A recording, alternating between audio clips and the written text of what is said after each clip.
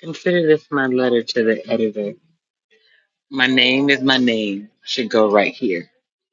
Because my name is my name. I stood on my name and you all stood on internet fame. And now you're going to get the consequences of your actions along with your Illuminati. Taking a 360 deal is none of my business. I've been over here minding the business that pays me. And when I say 360 deal, I'm not saying guarantee that it was actually 360. What I am saying, you got paid to play in my face and thought I didn't know. That's the scary part. This isn't for you though. To the ball player, the one whose life I really did save way back in the day, I'm a chef by trade. My name was on the line too. You went to eat at a restaurant in RDU, run by a gentleman by the name of Gio. He's out of New York. There was an event, and Mr. Wallace, please forgive me. I don't want anybody pretending that I'm talking to them when I'm speaking directly to you, only because since then I have stood on business. That's where I learned it. I was in that kitchen and I watched one man dust his nuts with cornstarch. I watched as Gio told another man to rinse off some chicken that was bad in the kitchen and douse it in um, Italian dressing. I watched Wendy Woods at Nosh take ribeyes out of the trash can and tried to make me cook them.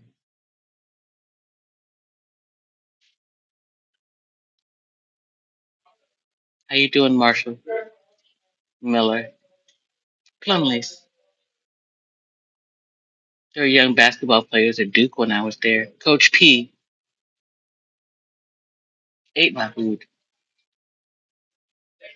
Sweet potato biscuits, root beer barbecue pulled pork, and my actual added ingredient, chow chow in the Tennessee.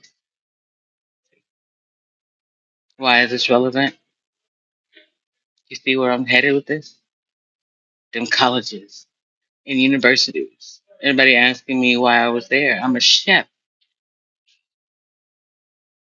Someone has to feed these athletes. And I want, year after year, as young people have struggled to make it in the industries, period, being told you have to suffer for your art or your athleticism. It's not enough that you were tall and this and that you made it from poverty to 7 feet, knowing you ain't have enough to eat. I saw that in young Mr. Justice. He deserves to be whatever he wants to be, intelligent as he is, and talented at basketball.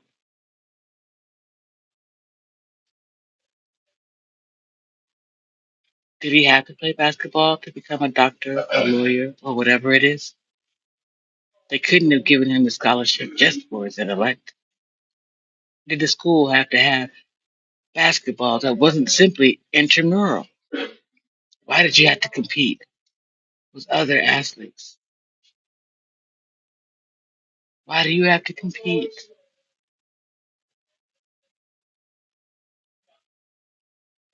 When you compete, what are you keeping yourself from accomplishing?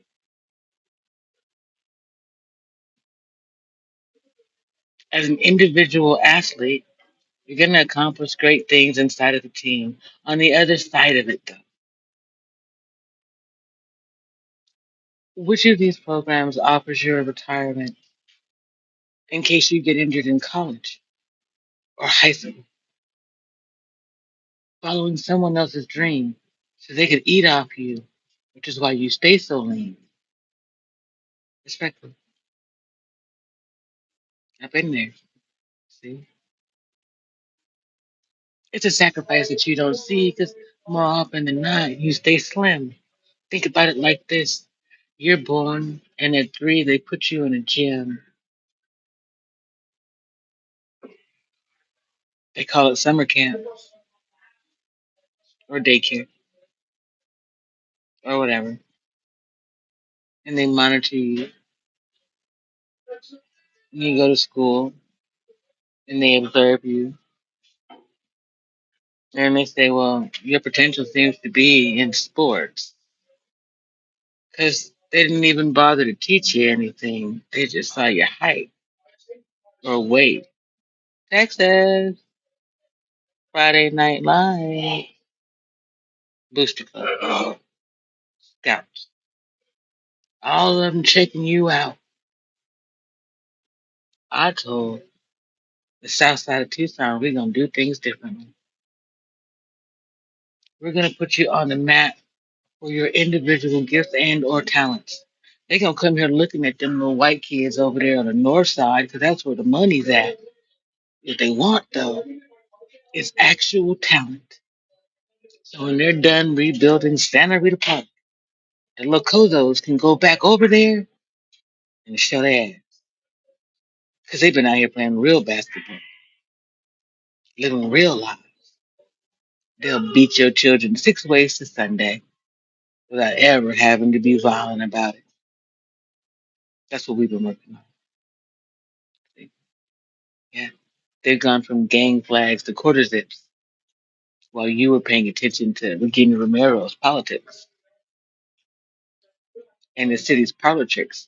Because they got you believing that I am the menace of society while they're using my community outreach program to sell you a bill of goods and the president too. So it's up to you, ladies and gentlemen of the viewing audience.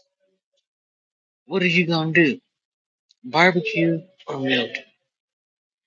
As citizens, the 40 of you who come to these little town hall meetings when you do, I appreciate it. Now's your opportunity to speak truth. You can close the door on a lot of the political theatrics when we get down to the metrics. Decide, what do you actually want to see in the country spending your money? War or peace?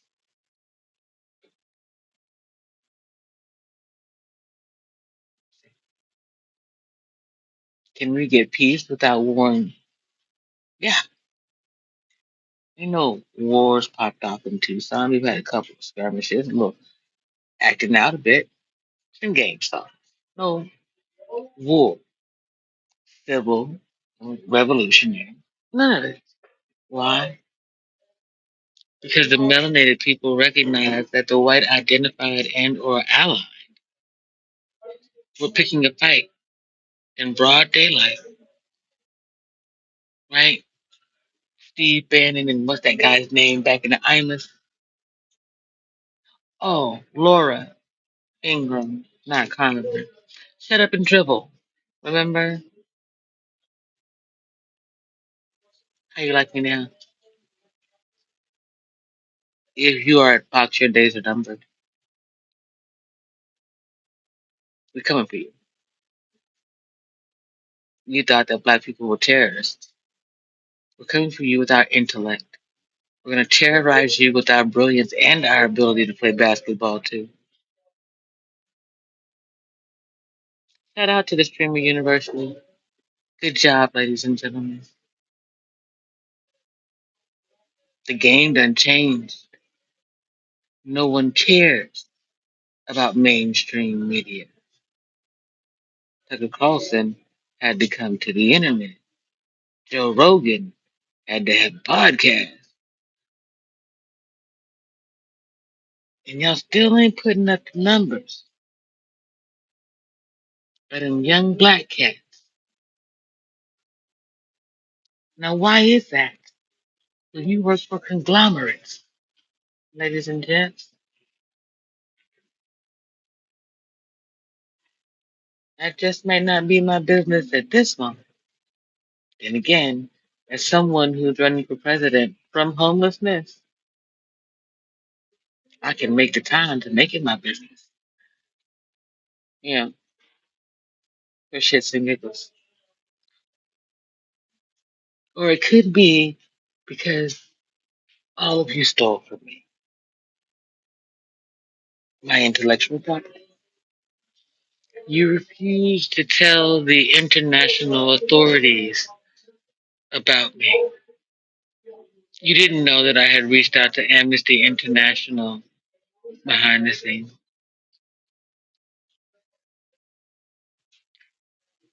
You knew about my gifts and abilities.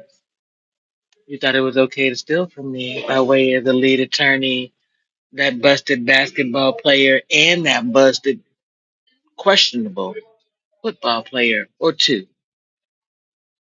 Newton's law matter. And just because your name is Newton, don't make you the law on YouTube. You've all found out now that I am the mother of the internet. I was talking to your children who were playing video games online with my children back in the day, encouraging them to not curse, to be polite, to put the game away and go do what you told them to do. But there would always be an opportunity for them to come back and play games again. See? The same way that I protected Mr. Wallace then, I protect him and his children today, and y'all didn't want to let me eat. So you all will be snatched out of the way and watch me enjoy a full buffet with my teeny little gastric bypass tummy. It might take me 1,000 years to eat off you bitches. I'm going to enjoy being that vicious. Turnabout is fair play, ladies and gentlemen. You didn't like the fact that I knew the words to Savage and that I was willing to twerk with a bunny.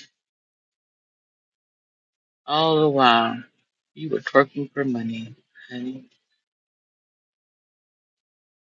We ain't the same, Mr. Lamar, you're right. Neither you, nor Drake, nor Beyonce, nor Jay were ever like me. Never pretended to be a part of my family. You know, X marks the spot. I'm sure by now you can see it. The 5% don't get down with your bullshit.